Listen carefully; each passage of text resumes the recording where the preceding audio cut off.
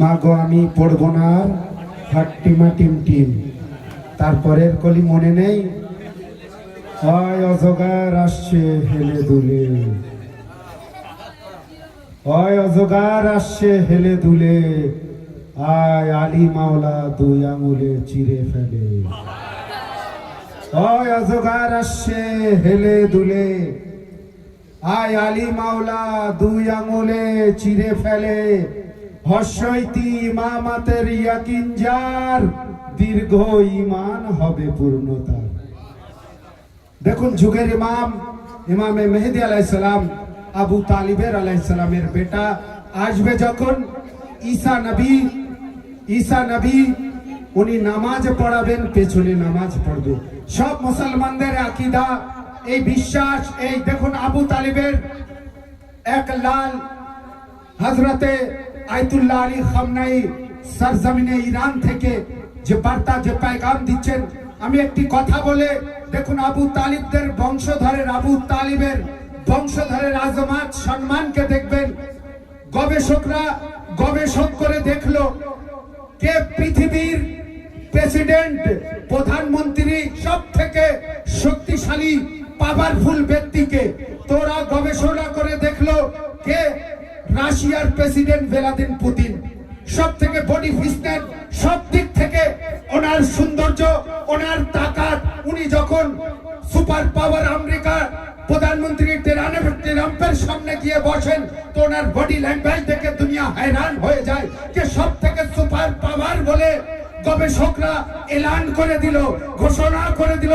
কিন্তু এই Vladimir Putin যখন সরজমিনে ইরান হযরতে আয়াতুল্লাহ খামনাই বেলায়েতে ফকির সঙ্গে দেখা করতে গেল তো ওনার বডি ল্যাঙ্গুয়েজ দেখে যেমন এক মালিকের সামনে গোলাম যেমন নত হয়ে দেখা করে, তেমনি ভাবে ওনার সামনে নত হয়ে গেলেন।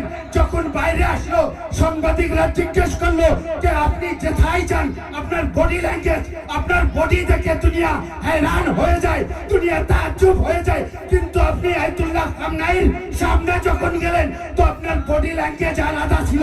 এর মানে কি? এর মতলব কি? ভ্লাদিমির পুতিন বললেন আমি বাইবেলে ঈসা নবীর কথা বলেছি, আমাদের নবী ঈসা নবীর কথা পড়েছি, কিন্তু ঈসা নবীকে আমি দেখিনি। আমি যখন হযরতে আয়াতুল্লাহ খামনাইকে দেখলাম তো আমি মনে করলাম ঈসা নবী আমার সামনে বসে আছে। ঈসা নবী আমার সামনে বসে আছে। আজ আমাদের গর্ব, আমাদের ফখর কে যুগের ইমাম আসবে, কিন্তু তার আগে আমাদের রাহবার, আমরা ওই কম আছি, আমরা ময়দানি লোক আছি এখনো। এই জন্য আমি বারবার বলি যে আজ মুসলমানরা আবু তালিবকে কাফির বলা বন্ধ করো, আবু তালিবের উপরে ঈমান আনো, না হলে মুসলমানদের ভাগ্য আকাশে উত্তর গগনে কালো মেঘ জমা হয়ে আছে। ঝোড়ো হাওয়ার পূর্বাভাস লক্ষ্য করছি, যদি ঐক্যবদ্ধ হয়ে এর মোকাবেলা না করতে পারেন তো এমন কারো কারো অমাবস্যার রাত আসতে পারে যার সুবা সাদিক হওয়া সম্ভবপর নয়। আজ এই জন্য 57টি মুসলিম দেশ, মাহফিল থেকে সব বলার দরকার, 57টি মুসলিম দেশ ফিলিস্তিন মাজলুমের কেউ কথা বলছে না, বলছে কে? একমাত্র ইরান, একমাত্র ইরান বলছে। এই জন্য সাংবাদিকরা বলছে যে 56টা দেশ যে আছে মুসলিম, এরা ইরানের বহন আছে, বোন আছে, একমাত্র ভাই হলো ইরান।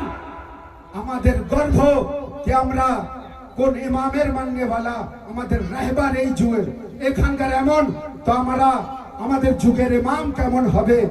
আসুন এর সাথে সাথে আমি ছোট বাচ্চা কেওসার তাকি ভাইয়ের ছেলে মিসাম সাল্লামাওকে আওয়াজ দেব।